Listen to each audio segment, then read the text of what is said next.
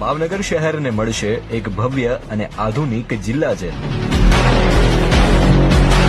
વર્ષ 2018 થી વર્તેજ નજીકના ફરિયાદાકા ગામ પાસે નિર્માણ પામી રહેલી આ જેલનું કાર્ય હવે પૂર્ણતાના આરે છે. આ ભવ્ય જેલનું 40 એકરમાં 90 કરોડના ખર્ચે 4 ફેઝમાં નિર્માણ થયું છે, જેનું 10% કામ હવે બાકી છે.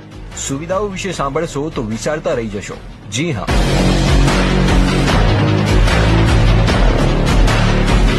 અહીં open air theatre, library, indoor game, hospital, meditation hall, રોજગારી સંબંધિત study centre, video conference room, legal aid વિભાગ, RO plant, anganwadi, industrial shed, sitting court room, આધુનિક કિચન જેવી તમામ આધુનિક સુવિધાઓ છે. જેલમાં તમામ સુવિધાઓ ઉપલબ્ધ કરવામાં આવેલ છે.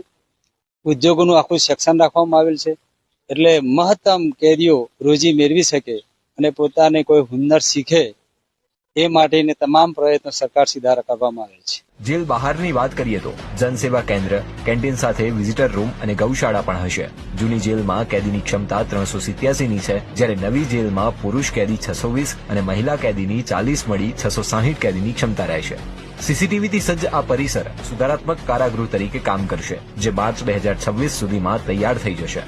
ભાવનગરથી દિવ્ય ભાસ્કર માટે ભૌમિક સિદ્ધપુરાનો રિપોર્ટ.